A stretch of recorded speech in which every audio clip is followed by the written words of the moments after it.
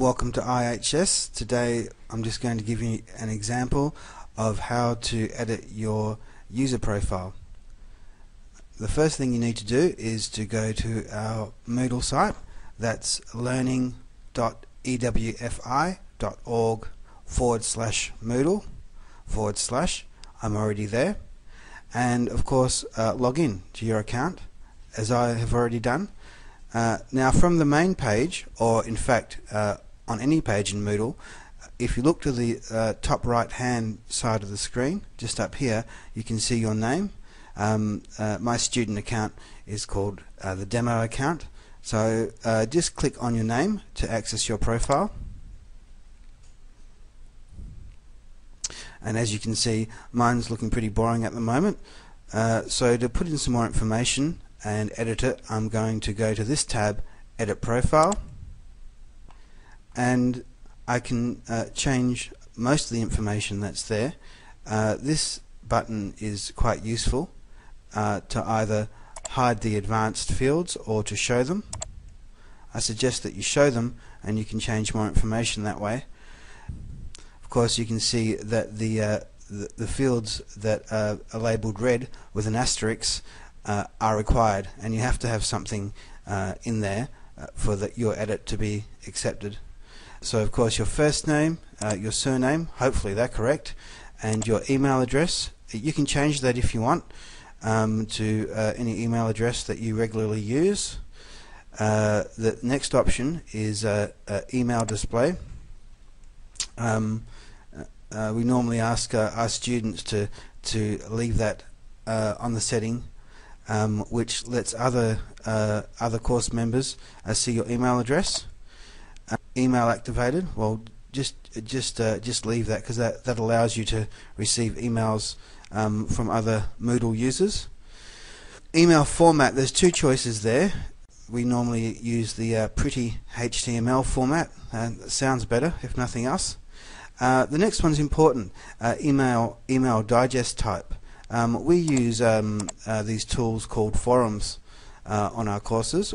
Basically, students can post up ideas and comments on other students' ideas, and when you do that, you normally subscribe or ask Moodle to send you an email every time someone makes a forum post. So if you're subscribed to lots of different forums, that's not really convenient, because your email inbox will fill up with a lot of emails, many of which you don't really need. So I would suggest setting this particular field to subjects, a daily email with subjects only. Forum, auto subscribe.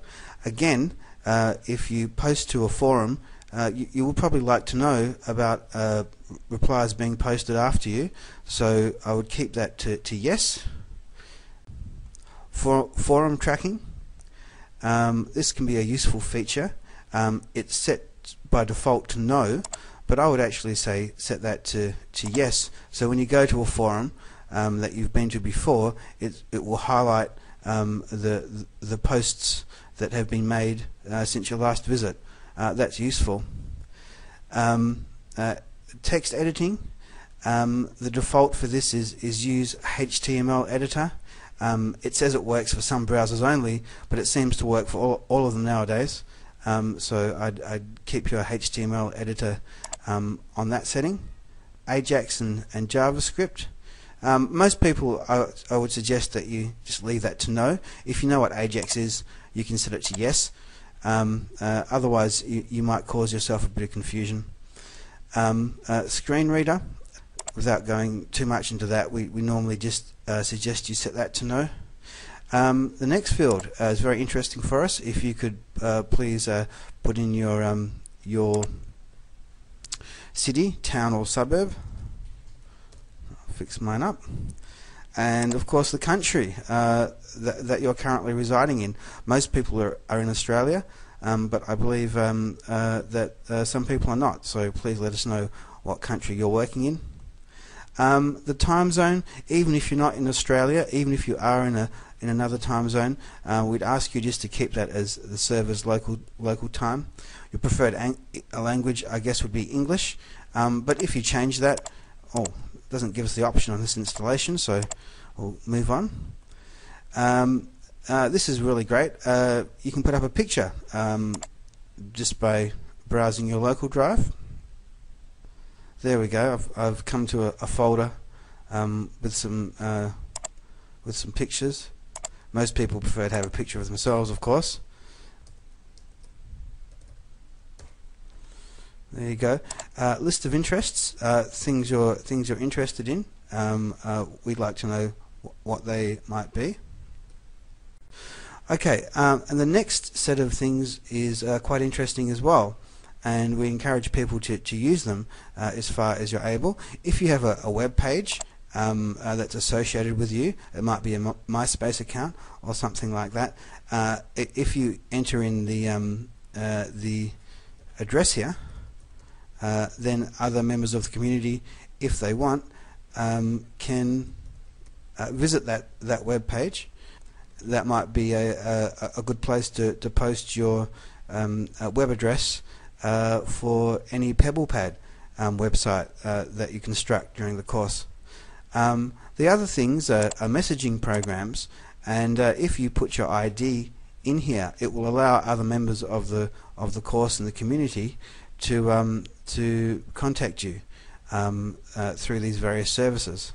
So you might use ICQ or Skype, AIM or Yahoo or any of those. Just put your number in, or your ID. ID number, we don't use that field. Institution, we don't use that field. Department, well, we know you're in IHS, so again we don't use that field. Your phone number, if you want other students to be able to see it, then put your number in there. Otherwise the staff can get your number from the university records. I guess I should put that in the mobile field as well. And your address, again, probably leave that blank. We do have your address from the university's point of view. And then press update profile, and then your new profile is displayed. As you can see, it's got the profile picture there now, the web page, and the Skype ID. And the idea is that another person could follow that link and contact you on Skype.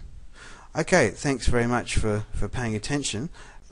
The next thing is, if you want to go back to the main page to access your course or to log out, which I'm going to do now. Thanks very much. Bye.